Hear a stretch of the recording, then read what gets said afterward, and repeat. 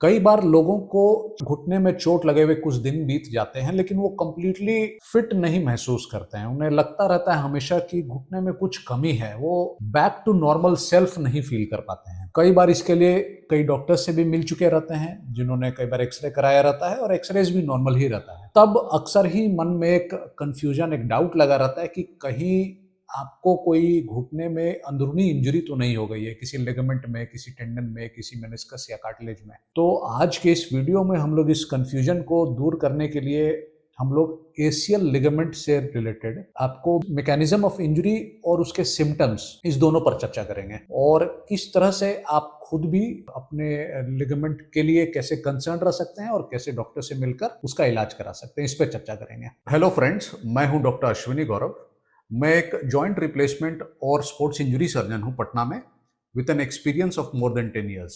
इस समय के दौरान मैंने हजारों सर्जरीज की हैं and I have been a part of my patients journey back to normal life. मेरी स्पेशलाइजेशन है हिप और नी जॉइंट रिप्लेसमेंट सर्जरीज और स्पोर्ट्स इंजरी सर्जरीज में, और I work with a goal to help in recovering my patients as quickly and as good as possible. ACL ligament की injury पूरे दुनिया में 50% of the knee ligament injuries में मिलती है, यानी कि ये मोस्ट कॉमन लिगामेंट इंजरी है घुटने का। ये एक प्रकार का स्पोर्ट्स इंजरी है और ये कई बार गिरने के कारण, बाइक से, सीढ़ियों पर या किसी और कारण भी लोगों को हो सकता है। यूजुअली जो लोग प्लेयर्स होते हैं वो अगर मैदान में है और उन्हें लगता है कि जब वो कूद कर लैंड करते हैं और उनके पैर में ट्विस्टिंग फोर्स लगा या एक बेंडिंग फोर्स लगा अंदर की ओर, तो फिर ये इंजरी होने का इसमें रिस्क ज्यादा रहता है। कुछ खेल में इनका रिस्क काफी ज्यादा रहता है, जैसे कि फुटबॉल, वॉलीबॉल, स्कीइंग या फील्डिंग के दौरान क्रिकेट में, और इसके अलावा और भी स्पोर्ट्स में ये इंजरी हो सकती है। अभी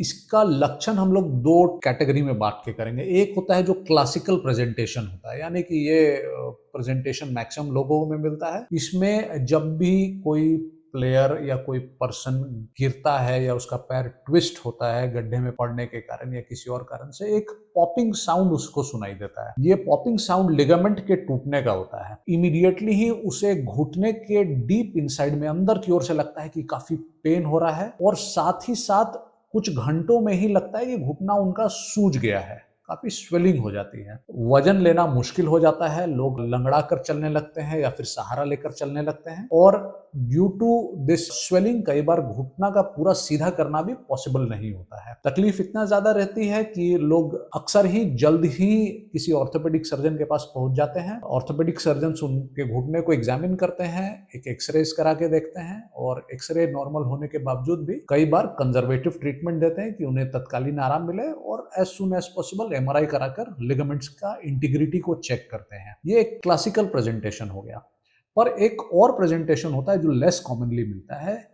इसमें अगर आप गिरे हैं तो आपको लगता है कि गिरने से में चोट लगी, लेकिन आप 1-2 दिन या 3 दिन में ठीक हो गए, या मे भी आपने गिरने के बाद आपको तकलीफ रही शुरुआत के समय, आपने किसी डॉक्टर को दिखाया, उन्होंने एक्सरे भी कर देखा और एक्सरे बिल्कुल नॉर्मल आया। आपकी तकलीफ जो होती है वो भी प्रोबेबली 15 दिन या 20 दिन होते होते कम हो जाती है, और आप चलना शुरू कर देते हैं। आपको लगता है कि आप चल तो पा रहे हैं, दर्द भी काफी कम हो गया है, पर वो एक पुराना जो गेट स्टाइल है, एक जो कॉन्फिडेंस लेवल है, वो नहीं आ पा रहा है। और ये जो लॉस ऑफ कॉन्फिडेंस होता है, ये यूजुअली होता है सीढ़ियां चढ़ने उतरने के समय या फिर अनइवन सरफेस यानी उबड़ खाबड़ रास्ते में चलने के समय होता है। कई बार आपको फील होता है कि जब मैं चल रहा हूं तो मेरा घुटना जो है अपने जगह से निकल कर बाहर गिर जाएगा, या मैं गिर जाऊंगा, या घुटने के लॉकिंग मैकेनिज्म पे आपको डाउट हो जाता है। आपको ओवरऑल एक डर और भय लगाया रहता है कि शायद मैं गिर जाऊंगा चलते चलते। इसको लचक या इंस्टेबिलिटी कहा जाता है। डिस्पाइट कि आपको कोई तकलीफ नहीं है, लेकिन आपको ये इंस्टेबिलिटी की जो समस्या है, यही आपका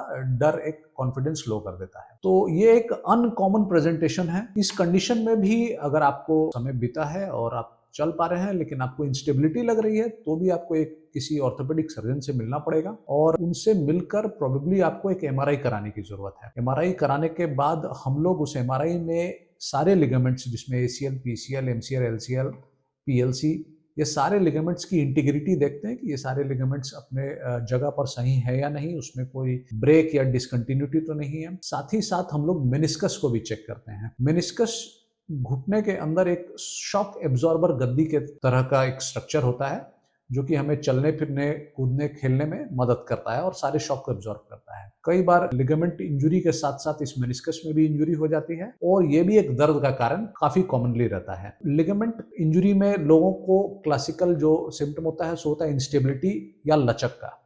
परंतु अगर साथ में मेनिस्कस इन्वॉल्व हो तो एक उसमें एक्स्ट्रा सिम्पटम ऐड हो जाता है जिसे लॉकिंग कहा जाता है। लॉकिंग का अर्थ हुआ कि अगर आप अपने घुटने को सीधा करना चाह रहे हैं या मोड़ना चाह रहे हैं, तो बीच में आपको रेजिस्टेंस फील होगा, यानी आप सीधा करेंगे और लगेगा कि सीधा नहीं हो रहा है। फिर आप थोड़ा मैनिपुलेट किए या थोड़ा प्रेशर डाले तो फिर वापस कुछ आवाज़ होती है खट सी और फिर से वापस घुटना सीधा हो गया, और यही काम मुड़ते समय भी होता है। तो इसको लॉकिंग कहा जाता है। तो ये भी एक सिम्टम है कि आपको घुटने के अंदर में मेनिस्कस की इंजरी है। तो इस दोनों ही कंडीशन को पहचानना ज़रूरी है, और जब भी आपको लगे कि आपको परेशानी हो रही है, आपको कुछ दिन पहले इंजरी हुई थी विद स्वेलिंग, तो आप इमीडिएटली अपने नियरेस्ट डॉक्टर से मिलिए और एमआरआई कराइए।